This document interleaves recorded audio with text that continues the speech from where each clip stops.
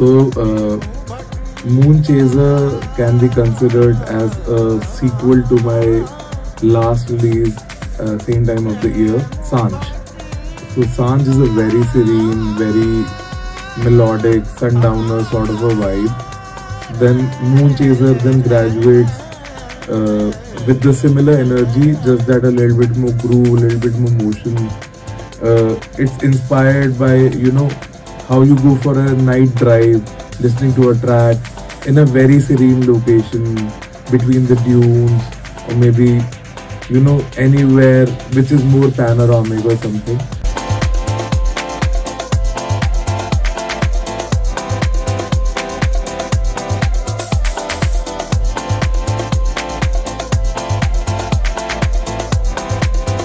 The idea behind this whole project was to create a very smooth blend of the world music and the Indian classical music together. I initially, it was a little too difficult to think about these kind of mixes where all the elements from Middle East, from Africa, from India can be fused together, from Pakistan maybe. But the day I tried it, I felt that, all these instruments are very near to their sounds.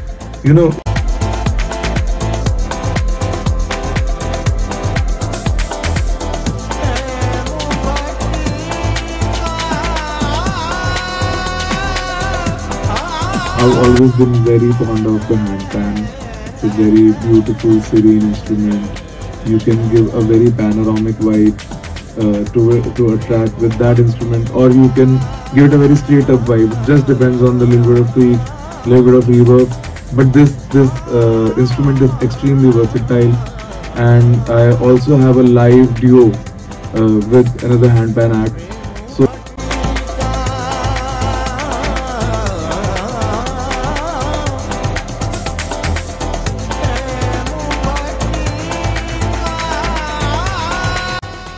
So Maneye is meant to be for the floor. My first idea to make Maneye was that it's played in clubs in Ibiza, Pasha, Amnesia, you name it. That it might be an Afro track, but it has a lot of Latin grooves to it, which makes it very Spain. And then again, it can be played in multiple settings on a big floor, in an intimate party. But the energy of the crowd is what motivated me, the imagination that I had.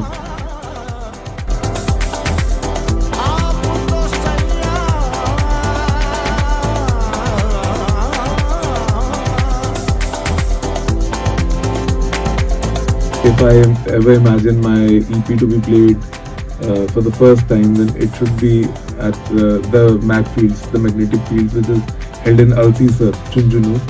It's a brilliant music festival, and it really encourages diverse music, diverse genres. They'll have those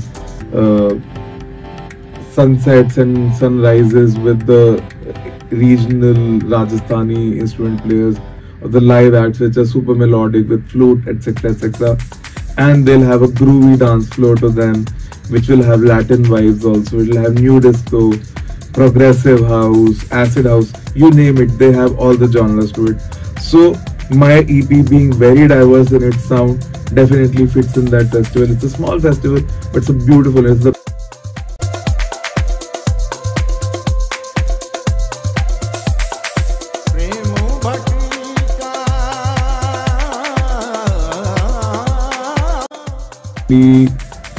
this has been a new learning curve for me, where I've started collaborating with these local folk acts. I think we are too much hell-bent on the technology, but the real sounds coming from real instruments, from real people, has a very different warmth to it. And they also give you a sense of randomness. You have those kind of variations that you cannot sit on the system and learn. You have to be very classically trained, and these people don't have those extreme knowledge or musical theory from countries abroad, but from their villages, from their local masters. And I think that is what really gets them what it is. Like, it's their own flavor, it's their own element. And I live for cultural diversity, and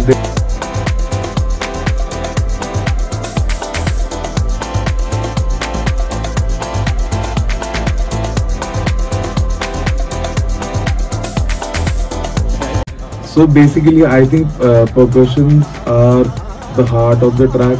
Many people feel that melodies are the right way to go about it, but for me, I find the melodies in the percussion because they give the right kind of groove.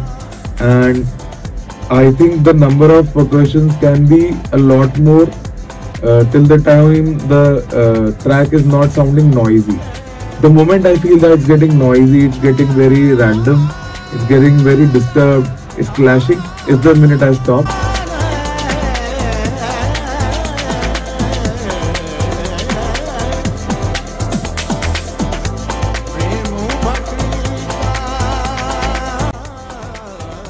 So I definitely don't meditate at all. I think I need to get the amount of patience to do that. I don't perform any rituals, but definitely when I sit for my coffee, I start planning what to do next. And from that moment till the time I am asleep, I don't think about anything else but what to create next, what to play next.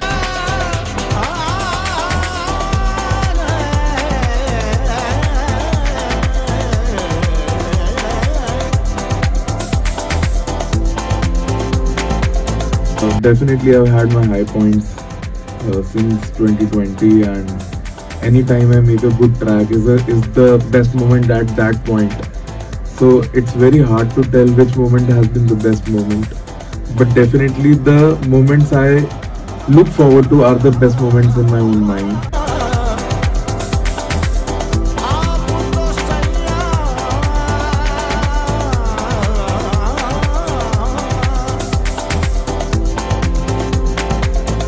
So, let alone that these moguls understood my music, liked it, because it was an experiment for me.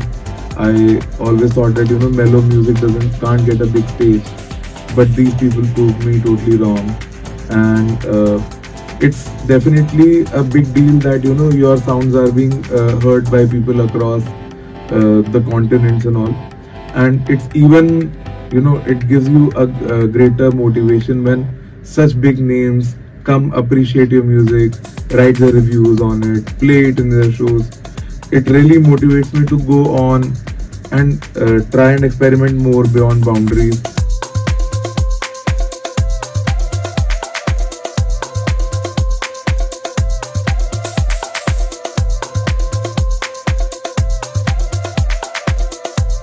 I think given that everybody is listening to everything, like K-pop is so popular in the US, maybe in India, and people are listening to everything through internet. The music is so accessible. It's time to bring everything together and create a little more unique sounds. If I listen to a certain kind of music daily and I get a hint of something more to it from another culture and it's blended smoothly, then I would be extremely glad, like how we like Indian Chinese now. So that's the same for me, that I bring in a little bit more element to whatever I make, and then if it blends smoothly I get the results. And everybody has been vibing to artists like Black Coffee, like Bontan, and like Adam 10, Kian Music. Why they're booming so much? Because now they started connecting all cultures together. They're giving something a little more. Even in my sets I play a lot of Arabic, Afro, Indian, Latin, and they blend so well.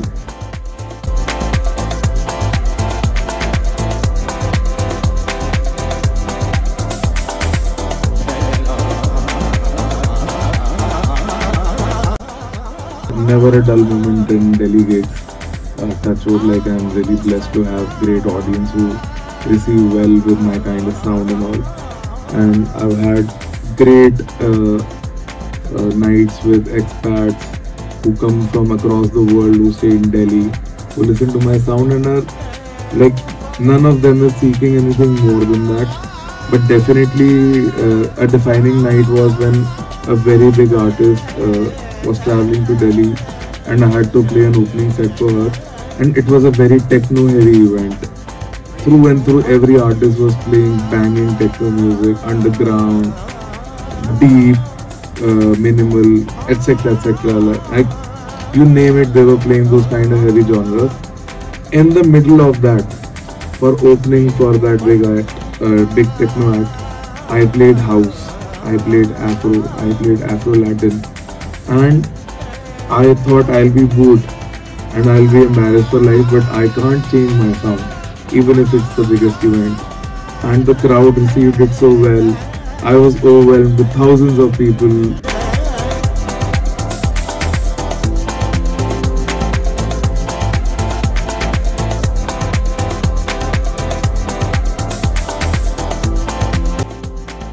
So I think that's the whole idea, that you have to control the crowd in a certain way. That there's 100 people, 1,000 people with different thoughts, with different energy levels, and you have to unify them together to move to your beat with a similar movement. So I think that's the whole idea, that you have to. It's more like controlling an orchestra. It's a little similar to that. That you control your crowd, you create a ritual around you where everybody is believing in whatever you're preaching.